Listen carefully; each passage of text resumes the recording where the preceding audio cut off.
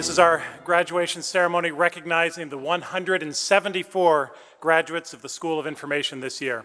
I'm Dean Jeff Mackey Mason. Thank you for being here.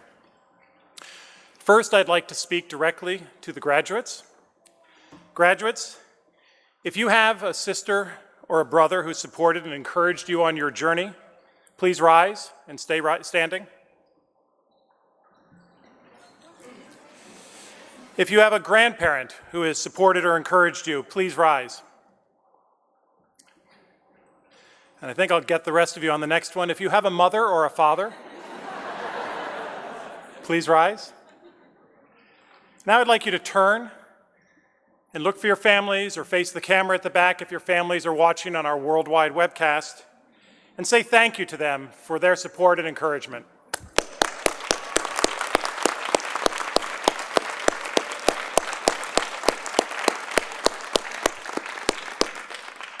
Thanks. You may be seated. Here at the University of Michigan School of Information, we do much more than merely study information. We prepare the leaders who will help to revolutionize the connections between people, information, and technology. Through our richly interdisciplinary program, our students acquire the knowledge, training, skills, experience, and professional networks that equip them to transform the world. Many commencement addresses contain references to leaving school and entering the real world. But you graduates already know the real world you'll be joining because you've been working in it ever since you got here. From your fall orientation to your summer internships, from acquiring practice in working with diverse teams in your SI 500 classes, to your participation in service learning classes, such as the Global Information Engagement Program and Citizen Interaction Design. Most of you have spent at least one of your spring breaks volunteering in our alternative spring break program in DC, Chicago, New York, or Detroit. Throughout your education here, we've stressed one thing above all. We prepare socially conscious, socially engaged information professionals. We don't study information for its own sake, but rather for the ways in which it can be used to solve global problems, benefit communities, and serve the public good. Indeed, our mission, say it loud and say it proud, is to create and share knowledge that helps people use information with technology to build a better world. As a sign of our commitment to this mission, I'm pleased to share some news with you. We're just completing the first year of a 5-year fundraising campaign for the School of Information, Inspiration, Innovation, and Impact. We don't just ask our alumni to give, although we will. We ask our faculty and our staff as well. Yes, this is their job. We're asking them to give back some of their paycheck. Well, in this first year so far, fully 66% of our staff and 82% of our faculty so far have made a gift to the school. What a powerful statement about how much they believe in our mission and in you, our students.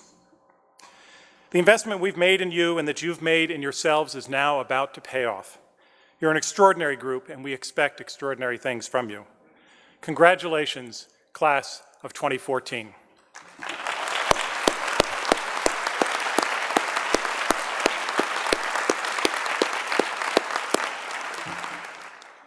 And if we've taught you just one thing, please, never forget. Space 2435 is not, I repeat, is not an exit. And now it's my pleasure to introduce our commencement speaker, David Hawkins. David came to Michigan in 2009 as a Knight Wallace Fellow, following over 2 decades as a foreign correspondent and broadcast journalist. In the course of his journalism career, David has covered the Middle East from Tel Aviv and served as the Moscow bureau chief during the Boris Yeltsin era for CBS News. From Kuala Lumpur, he reported on politics and current events in Southeast Asia for Al Jazeera English. According to Professor John King, who served as David's academic advisor during his Knight Wallace Fellowship, David came to Michigan to reinvent himself. Little did he know that he'd leave journalism as he was then doing it and pursue a whole new direction. But that's just what he did. In the spirit of many of you here at UMSI, David took advantage of his time at Michigan to redirect the course of his career, his family, and his life, to the extent that he's now made Ann Arbor his home. David's very interested in the future of news, not journalism per se, which as we know it is undergoing huge changes, but news itself, which seems more in demand than ever. His faith in the future of news led him to the University of Michigan Board of Student Publications, where he's been shaping the future by overseeing the operations of 4 student publications, including the Michigan Daily and The Gargoyle, the satirical magazine. 18 months ago, David founded Base 13 Consulting, a media firm that specializes in new media strategy, media coaching, and crisis management. He also continues to work as a freelance producer and a reporter for Al Jazeera America's Detroit Bureau. Please join me in welcoming David Hawkins.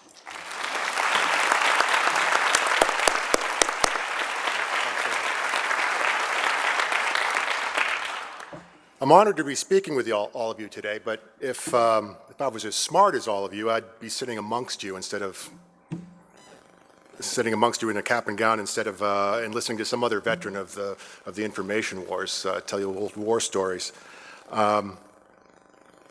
And what a bright future there is ahead of you as people who know how to rub bits of information together and make magic out of them. When Dean Mackie Mason invited me to give this commencement address, I did what I think almost all of us would do these days. I looked up on Google, commencement address, how to.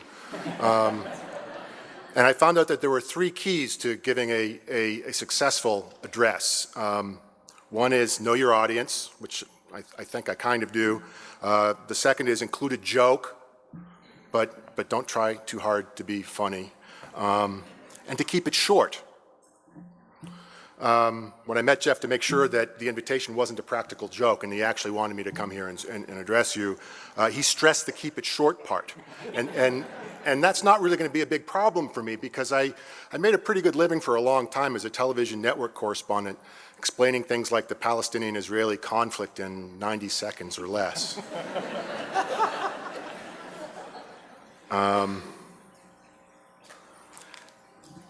Great, that was the funny part. Anyway, so 10 minutes or 600 whole seconds seems like a lot of time to me. It seems like an eternity. And I hope this doesn't seem like an eternity to you. That was also supposed to be the funny part. Anyway, I'm glad that you aren't undergraduates. You probably are too, but I'm glad you're not undergraduates because then I'd have to give some version of the money isn't everything, follow your passion speech, or the your generation has the future in its hands, and I find those speeches kind of, patronizing. I found them patronizing when I was 21, and I don't find them any less so now. So I assume that just by being here, you folks are already following your passion, and that you know as well as anyone, especially me, what your place in the future is, and and how you're going to go about that. So I'll spare you that speech. As a journalist, I'm a purveyor of a very specific kind of information, news, which isn't usually about the future, but instead it's about what just happened or what's happening right now, or at least that's what it's supposed to be about. CNN might think otherwise these days, and they're reporting on things that happened months ago as if they were still breaking news.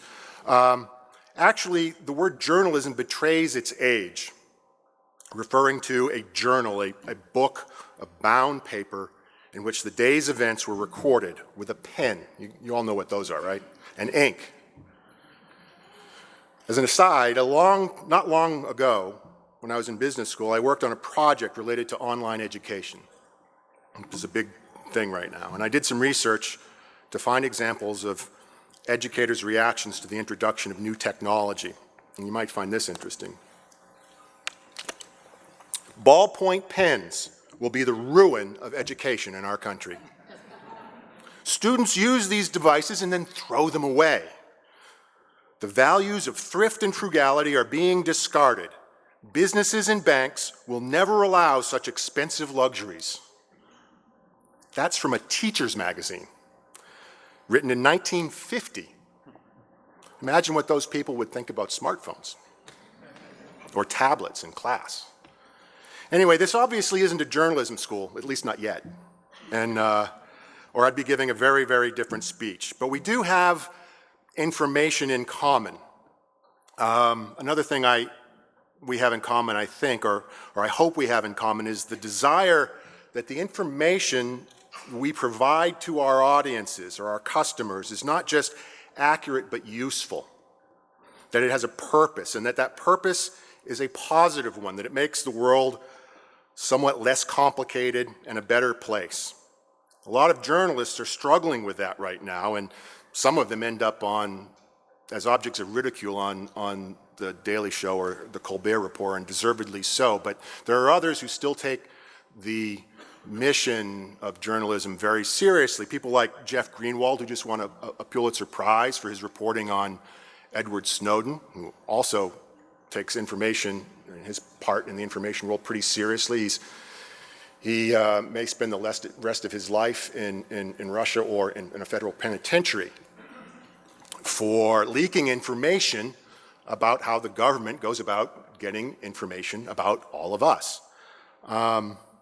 And I'd be remiss if I didn't mention 4 of my colleagues, Peter Gresti, Mohammed Fahmy, Bar Mohammed, and Abdullah Al-Shami, who've all spent at least 4 months in prison in Egypt on terrorism charges for doing their jobs, for reporting on the opposition, the political opposition in Egypt. So information can sometimes be, a very serious life or death matter, and I think you all know that, but I don't mind reminding you of it.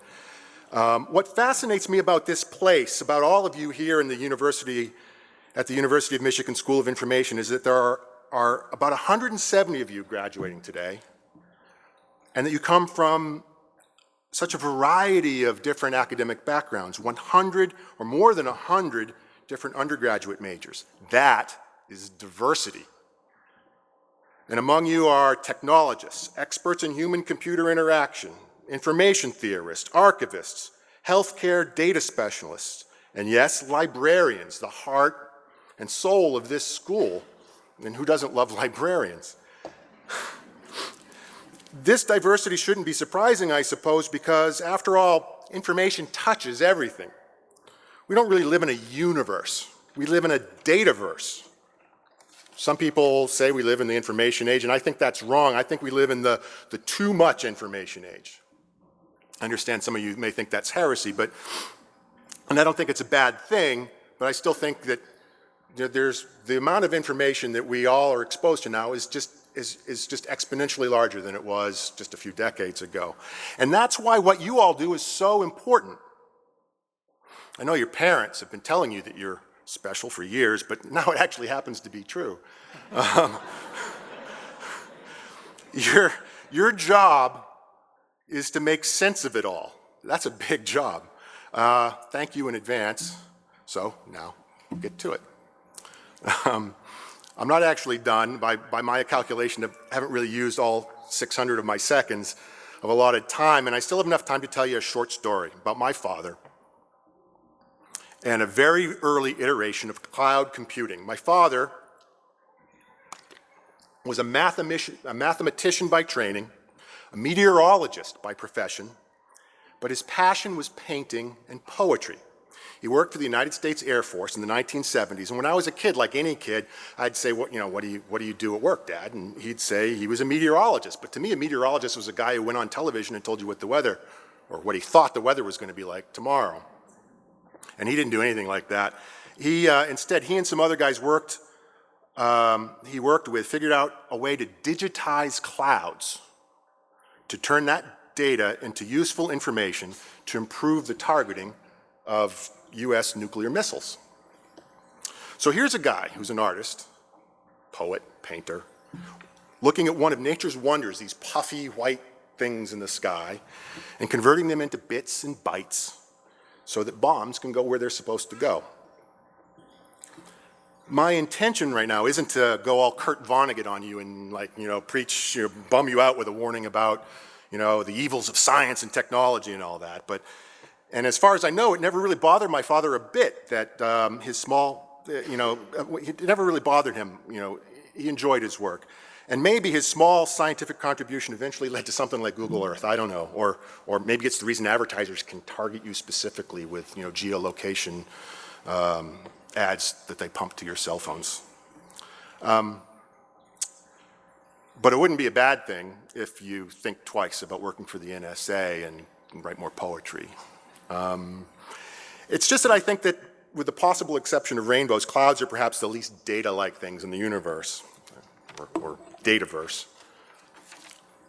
Before I finish, I want to thank Dean Mackie Mason again and Veronica Falandino for introducing us. I want to thank Professor John King, who was my advisor as a Knight Wallace Fellow here, and Professor Cliff Lampy for his encouragement. And I also want to encourage them on their endeavor to add an undergraduate journalism path at the School of Information next year. I think that'll be a good thing for both the school and journalism in general. And now I was going to do the whole stand up and thank your parents thing, but somebody preempted me on that. So I'll save you that exercise again, and I'll just applaud you all. Congratulations for all your hard work.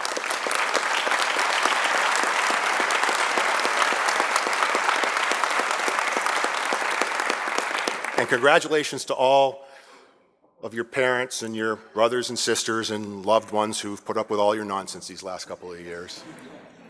And that's it. I'm done with, I think, several seconds to spare. Thank you.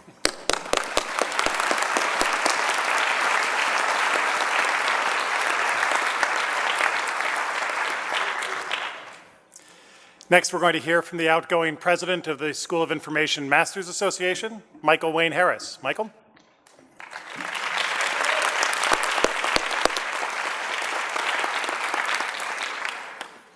Hi, everyone. I'd like to welcome and greet again graduating students, faculty, staff, and guests to the University of Michigan School of Information Commencement. I would like to spend most of my time specifically welcoming the guests, mostly because you don't really know what we do here.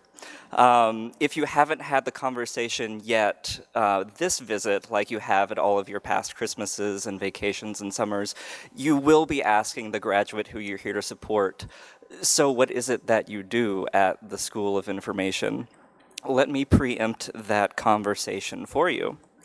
At the School of Information, we do a lot of things. We design interfaces and applications. We make technology more usable and accessible. We analyze and develop collections. We study privacy policies. We design medical records policies. We strengthen presidential libraries. We teach children and youth around Washtenaw County how to do everything from knit to computer program. We redesign library workflows. We redesign archive workflows. We redesign intake workflows. We redesign clerical workflows. We redesign corporate workflows. We redesign volunteer workflows. We redesign alumni workflows, and we redesign our own workflows or not.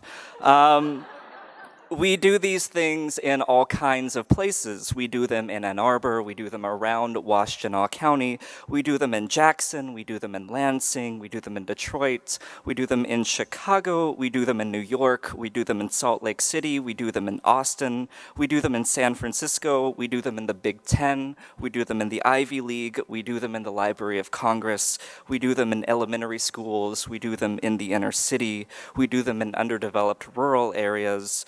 We do them in familiar places. We do them in unfamiliar places. We do them in comfortable zones. We do them in danger zones. We do them in North America. We do them in Europe. We do them in Asia. We do them all around the world. We also refill printers. We sit at reference desks, we sit at circulation desks, we sit at virtual desks, we nudge pixels, we pray to the gods at Stack Overflow, we copy and paste code that we don't understand, we comment code that we don't understand, we ask leading questions and usability studies just to get them over with more quickly.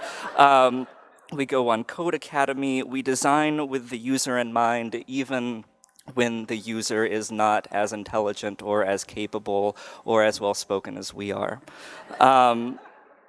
We understand others. We understand people. We understand the work that people do, we understand the decisions that they make, and we understand the structures that around those decisions and that work.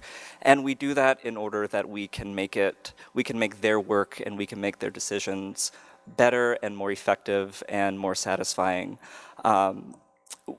It's truly it's a community that's devoted to service, and it's a community that's devoted to understanding how the world works in order to make it work better.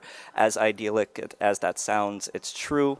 And now I think I have effectively preempted that awkward conversation if you haven't had it already. And so with that, I would like to introduce again, Jeff Mackey-Mason, Dean and Professor, Tom Finholt, Senior Associate Dean for Academic Affairs and Professor, and Charles Friedman, Program Director for Health and Informatics, who I assume are going to be presenting all of our degrees. Thank you, Michael. For a moment there, I was wondering if Michael remembered that I have not yet actually signed the graduation audits. Before we begin the procession of master's students, two of the PhD students who have earned their degrees in the past year are here with us today. It's our great pleasure to recognize them individually and to salute their academic accomplishments. The PhD is the highest degree awarded by the School of Information and represents years of long work. Dharma Ackman earned her undergraduate degree in history at Michigan State University and her MSI here at the University of Michigan. Among her honors and awards during her doctoral studies are an Eigert Fellowship and a Rackham Regents Fellowship in 2008, and being named a Humanities, Arts, Science, and Technology Advanced Collaboratory Scholar in 2011. In 2012, she received a Rackham Graduate Student Research Grant. Her advisor was Margaret Hedstrom, and her dissertation is titled, "The Role of Conceptions of Value in Data Practices," a multi-case study of 3 small teams of ecological scientists. I'm happy to report that Dharma is staying here at the School of Information as the Manager of Education and Outreach for SEAD, a cyber infrastructure project funded by the National Science Foundation that is creating software and services to make data sharing easier between sustainability scientists. Congratulations on your doctorate, Dharma.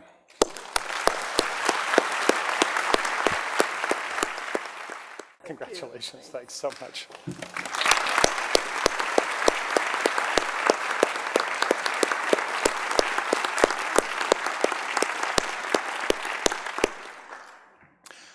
Our second doctoral graduate today is Ji-Yoon Yang. Ji-Yoon earned her undergraduate degree at Ewha Women's University in Seoul, Korea.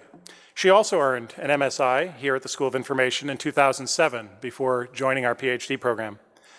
A class she took with UMSI Professor Rhee sparked her interest in information-seeking behavior, and she worked as a research assistant for Dr. Rhee's MacArthur-funded Credibility 2.0 project while earning her master's degree. Soo-Young Rhee also served as her doctoral advisor. Ji-Yoon's dissertation is titled "A Dual Perspective Approach to Understanding Collegial Information Mediation in the Workplace." During her doctoral studies, Ji-Yoon distinguished herself with several honors, including a Best Conference Paper Award in 2010 from the American Society for Information Science and Technology, co-authored with Professor Rhee and fellow PhD students, a Best Information Behavior Paper Award in 2007, and a Best Information Behavior Poster Award in 2012, both from ASIST. She received the Eugene Garfield Doctoral Dissertation Fellowship in 2012, one of 6 granted annually by Beta Phi Mu, the International Library Information Studies Honor Society. Congratulations, Ji-Yoon.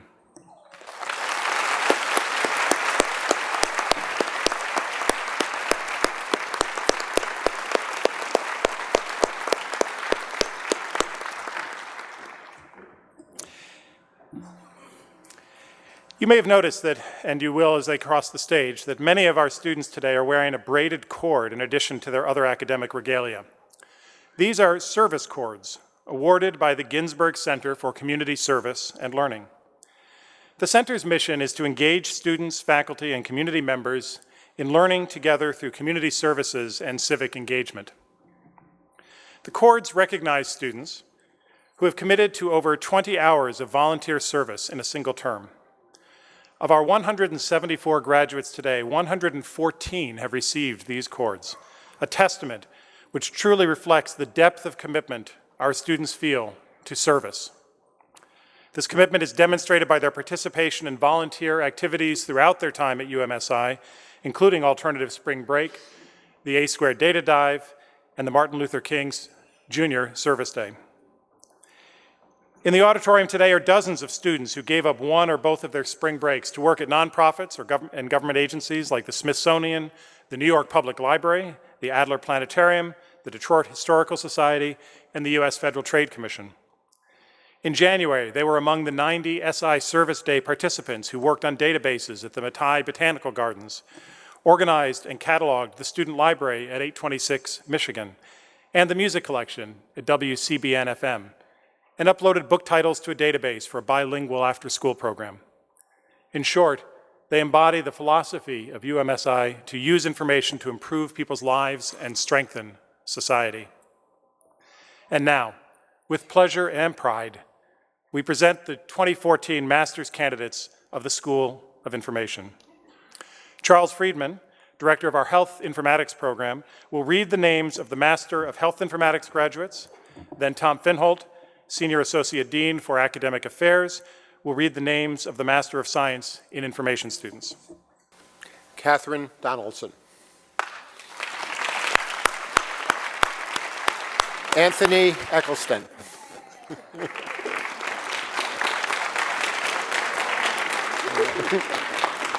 Fumi Giwa.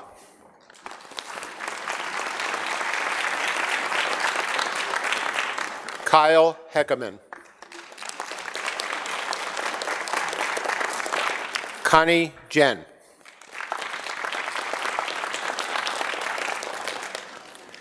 Chris Leo.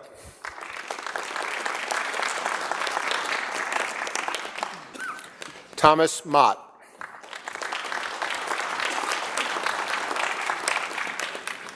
I.K. Olomu.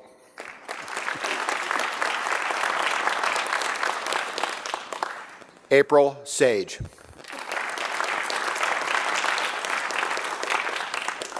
An Trong.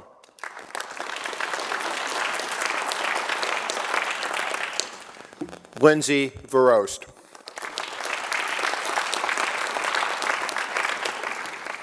And now I invite Tom Finholt to the podium. Claire Marie Abram.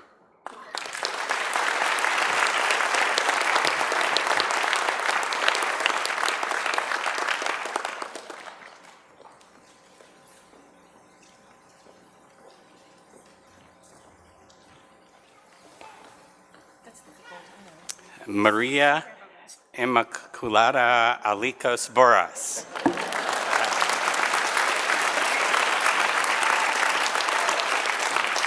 Ray Alexander. Grace Albo. Apurva Bansal. Michael Anthony Birrera. Rishav Bomik. Shi B. Sarah Megan Zipser Baloo. Amy Blau. Chris Yulin. Hung Yu Chen. Junshi Chen. Lucy Chen. Jing Ray Chen. Sharon Cho. Andrea Cluck. Sarah Kramer. Ikumi Krokal. Jonathan Davidson. Jonathan DeHuse. Sarah Dewey. Alana Grace DeWitt. Jessica Lynn Durham. Febrianto. Jordan Falby. Constance Fernholtz. Guianyi Fu. Tong Gao. Yuan Gao. Robert Goldie. Amber Michelle Gray. Krista Gray. Elise Lorraine Guilfoyle. Gavin Cheng. Bing Rong Guo. Cody Hansen. Cody Harrow. Mr. Michael Wayne Harris. Dustin Hodge. Olga Hollingsworth. Yi Chin Cha. Zhen Feng She. Nicholas Hung. Amber Innes. Jae Ho Jung. Sha Yu Ji. Alexandra Johnson. Sanmeet Kanhir. Alyssa Ann Keita. Alex Keener. Caitlin Kelly. Christopher Kelly. Monica Kenzie. Miranda Kiang. Ju Sung Kim. Catherine King. Timothy Kaiser. Eric Koo. Jennifer Kremyar. Priya Kumar. Elizabeth Kunze. Stephanie Lafayette. Gregory Lawrence. Wei Cha Lee. Wen Jin Lee. Xin Ying Lee. Yi Ching Lee. Yinghua Liang. Sha Chi Lin. Amber Lin. Edgar Nunez. Lu Leo. Min Chi Liu. Xin Liu. Ying Ying Liu. Sarah Mainville. Molly Malcolm. James McDaniel. Xin Ming. Rachel Moyer. Nilpawat Muktapun. Lauren Murtaugh.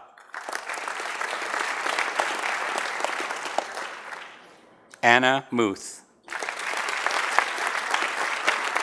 Sung Jin Nam.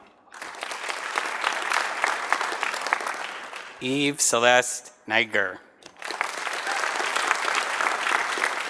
Yin Ping Lung. Catherine Lynn O'Donnell. Jessica Palmer. Zhao Tong Pan. Sue Park. Alexis Perigoy. Marlon Phillips. Alyssa Pisarski. Chen Chang Chi. Josephine Hengchuan Chi. Shi Yun Chu. Samesh Rahul. James Rampton. Ellen Rose Range. Carol Robinson. Tonya Riles. Alana Marie Schaefer. Jessica Schmidt. Amy Scott. Kathleen Scullin. Madeline Sheldon.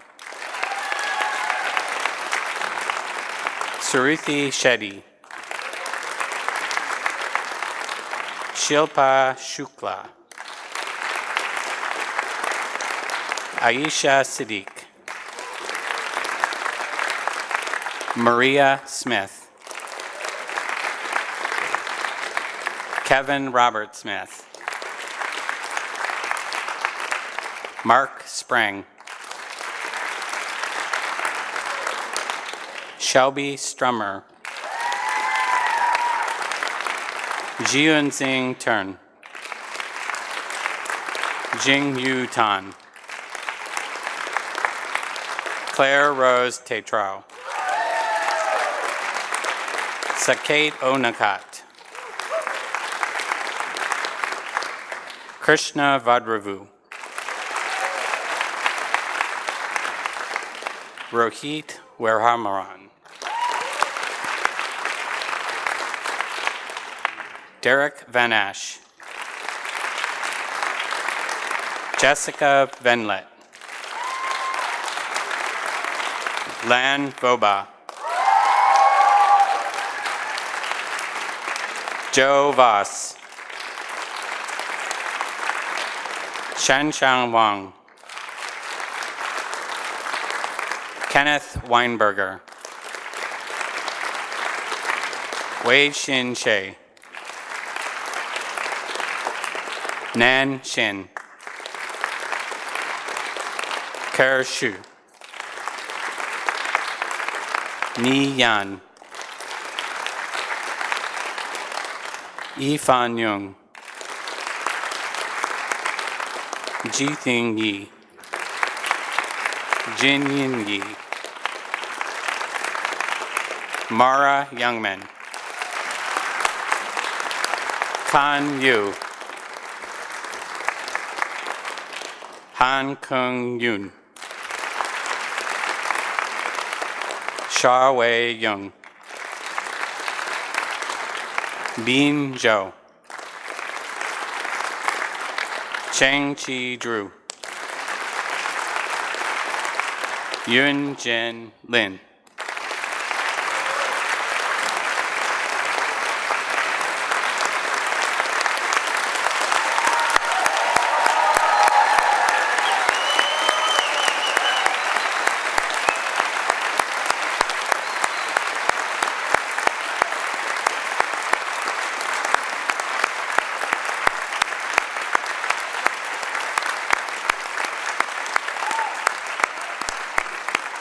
Okay, let me be the first to say congratulations, class of 2014. Don't clap again. You'll get a big head. And now, Michael Wayne Harris will present the Edmond Low Award, honoring a student selected by the School of Information Masters Association. Michael?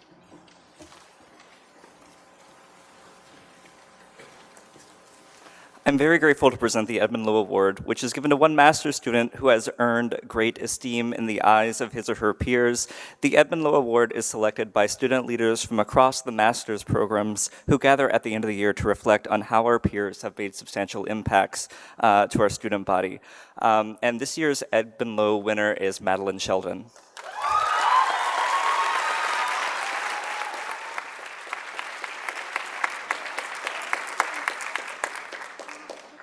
It means a lot to me personally to present this award to Madeline because I've had an opportunity to work with her quite a bit during my time at SI. She has been described by more than one person as the glue that holds many parts of the school together. Everyone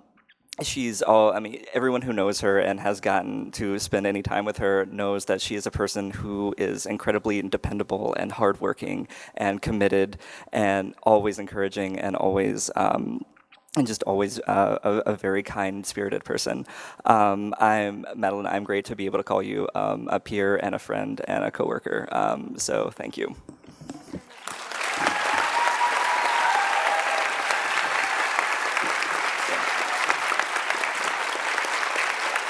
The Margaret Man Award is the first and oldest student award in the School of Information.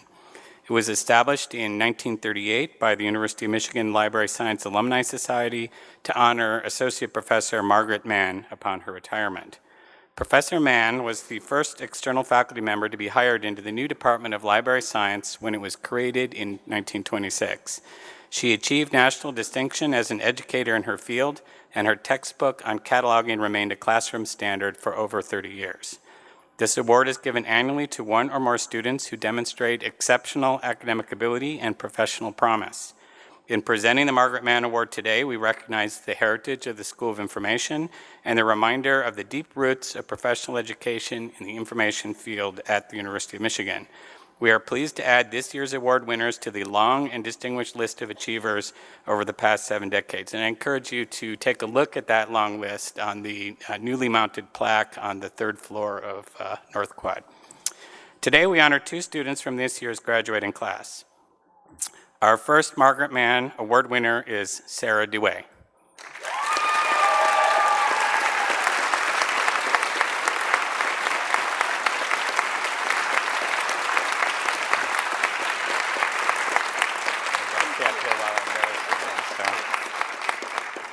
Sarah received her undergraduate degree from the University of Minnesota in 2004, where she majored in studio art and art history and minored in design and women's studies. In 2010, she completed a Master of Arts in Liberal Studies at Reed College. Prior to coming to the University of Michigan, Sarah worked in various art museums, most recently in the Education Department at the Portland Art Museum in Portland, Oregon. She has been a University Library Associate for the past 2 years, working in the Art, Architecture, and Engineering Library while completing her studies at the School of Information in Archives and Records Management and Library and Information Science. In addition to being a star academic performer, Sarah is being recognized for her leadership of student organizations and her volunteerism.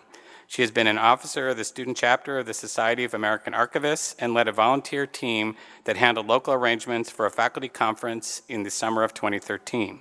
She participated in Alternative Spring Break at the Detroit Historical Society in her first year at UMSI. Today, we pay tribute to what her nominator calls her overall grasp of what it means to be an information professional. Please join me in congratulating Sarah. Well done.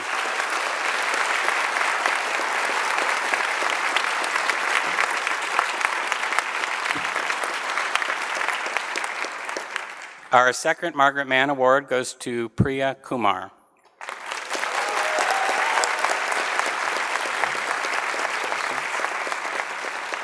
Priya earned a double major in journalism and government and politics from the University of Maryland. Before coming to Michigan, she worked at the advisory board company, the University of Maryland, and the American Journalism Review. She has been nominated for a Mirror Award, the highest honor in media reporting. Here at UMSI, she developed her own curriculum in data storytelling. She elected to write a master's thesis on privacy decisions new mothers make in sharing baby pictures online. Her thesis advisor, Sarita Yardi Schoenenbeck, praised her for her outstanding research on the topic and for the high level of writing. She fully expects the paper to be accepted by a top-tier journal or conference. In addition to her thesis research, Priya has examined online censorship and surveillance for the Berkman Center for Internet and Society at Harvard University and led the project for the UMSI Digital Observatories in Columbia project. This 140-page report in Spanish on information observatories throughout the world required the skills of a doctoral student and a client-focused consultant. Priya demonstrated both. She recently served as a reader for the Night News Challenge on strengthening the internet for free expression and innovation. We have no doubt she'll be very successful in whatever she decides to do in her future. Please join me in congratulating Priya. Well done.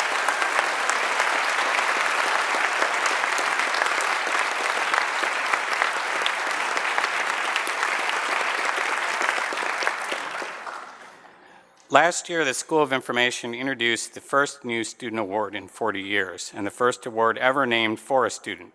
It was inspired by an exceptional student, Nikki Rhoda. Nikki had a significant impact on the school while she was here as a student, showing leadership and initiative and inspiring her fellow students. She created the A2 Data Dive, a weekend-long volunteer event in which community data scientists come together to help area nonprofits analyze and understand their data to better serve their clients. She served as executive officer of the Student Organization for Computer-Human Interaction, formed advising groups for students, and was recognized as a true role model.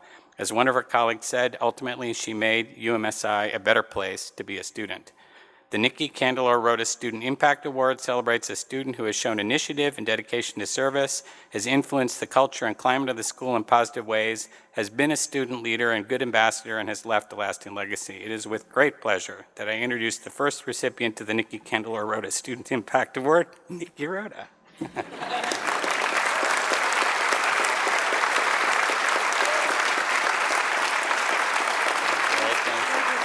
And she is here to announce the winner of this year's award. Welcome back, Nikki. So before I begin, I just wanted to say how incredibly happy I am to be here at graduation. There aren't words to properly express the joy I've experienced watching all of your accomplishments and development over the past year from afar. You have so much to be proud of, and I hope you all know how proud I am to include you in my UMSI community. Okay, now on to the serious stuff.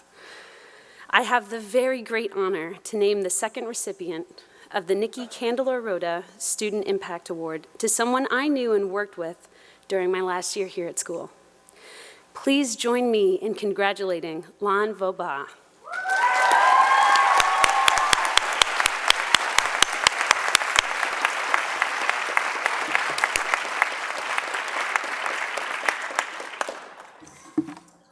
Now I get to embarrass her. During her time at UMSI, Lan has demonstrated active leadership as an officer for both SOCI and SOIR. She was a key coordinator this year for the Day of Design Thinking, QuasiCon, and Ann Arbor World Information Architecture Day. Additionally, she's participated in a number of school-wide service initiatives, including attending UMSI Service Day and Alternative Spring Break, both in 2013 and 2014. While serving on the Alternative Spring Break Steering Committee this year, she was able to raise over $550 on CrowdRise for ASB. Similarly, working with the Career Development Office, Lan led the growth and development of design jams, bringing students and employers together to work on real-world design challenges.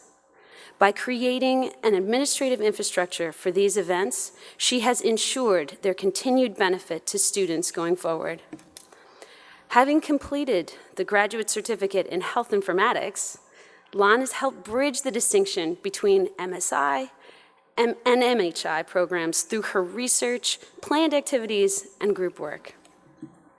She'll be among the first cohort of students to go to India later this month as part of the UMSI Global Information Engagement Program. She and her team will be working to improve the collection and management of health data in India. Her fellow students have praised her friendliness and willingness to help other students, both first and second years in all specializations.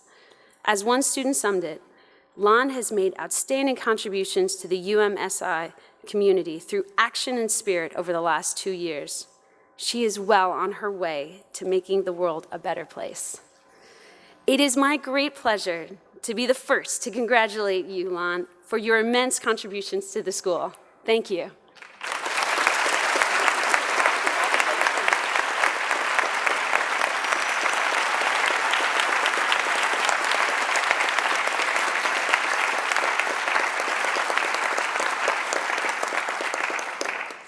I would now like to introduce Leah Hogan, President of the School of Information Alumni Society Board.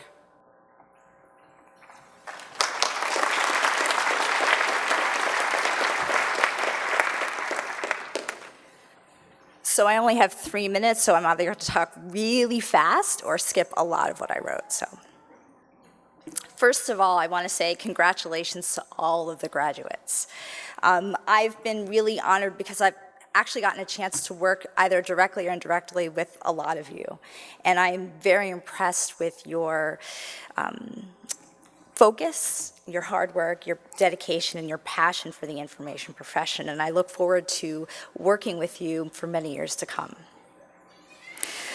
So obviously, SI is about inspiration, innovation, and impact. And these are concepts that I hope you'll carry with you as you continue to embark on your careers. I know that you've had a lot of experience with them so far, but I hope that you take those concepts with you and apply them every day in whatever it is that you do going forward. Leadership is about finding ways to inspire, innovate, and have an impact. Helping people to find answers to their questions using technology and information across a variety of settings is what drew you all here. And as you leverage the skills that you've developed here, it's my hope that you really understand that all of those theoretical things that you learned in the classroom are very, very practical as well. So, I encourage you to inspire. It's my hope today that today is the beginning of a long relationship with the school as an alum, and that you do more than post philosophical questions to si.open.all. I think it's si.all.open. Or cat videos. I hear that happens too. So many of you have worked with alumni on class projects or on internships, or you've reached out to them to be mentored, either on a formal or informal level. Now it's your responsibility to do the same for the students that are going to be here at SI. And please reach out to the faculty, staff, as well as your fellow alums to find opportunities to do that. Also, be someone's Mrs. Birdsong, and Mrs. Birdsong was my favorite high school librarian. She's the reason why I came to SI. Be that model for an aspiring librarian, usability researcher, archivist, whoever is interested in the information profession. Talk to young people about why you love what it is that you do and how it makes a difference. Tell them about SI. There's no reason why you can't be an ambassador for the school. Please innovate. Please dream up and build the next tool that brings people closer and helps them to accomplish their goals more efficiently and effectively.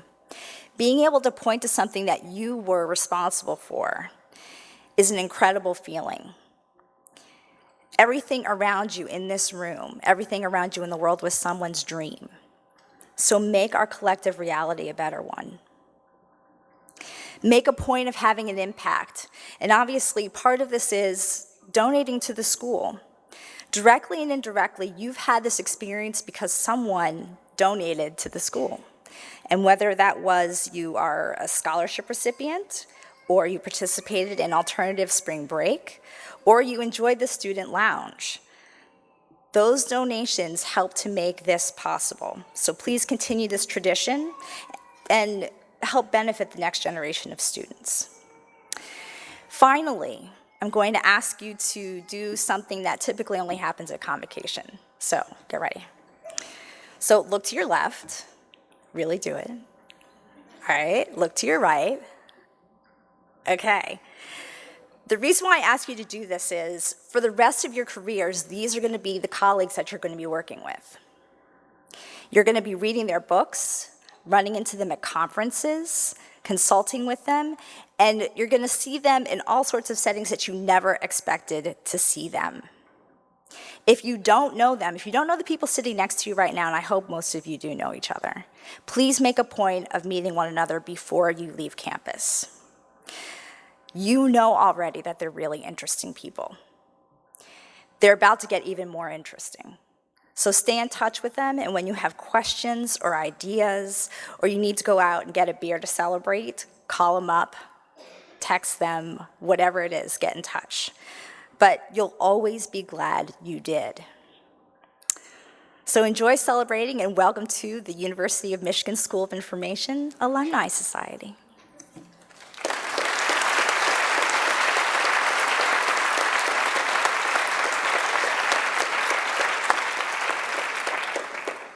And now for closing remarks. Congratulations, graduates. Take a moment to bask in your accomplishments. You've achieved a graduate degree that you will take forward into any challenge and any path that you choose to follow. In the next few weeks, though, I encourage each of you to find a time and a place to just be alone and to reflect on your experience. What brought you here? What challenged you that you didn't expect? How did you grow intellectually, professionally, personally?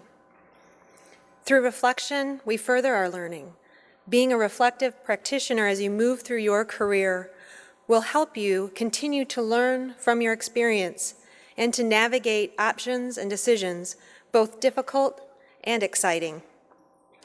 In a moment, I will ask our honored guests and faculty to exit the stage and lead the way out of the auditorium and across the street to a reception that's inside the tent. So I'd just like to ask our graduates to follow directly after the faculty, starting with the front row, and then to have family and friends follow the graduates out of the auditorium. I encourage you to head right over. Food and beverages are ready and waiting. So finally, I would like to again extend my sincere congratulations to each and every graduate. I wish you happiness, fulfillment, and success in your career and in your life. Thank you all for joining our celebration today, and now I'd like to ask Dean Mackie Mason to lead us from the auditorium.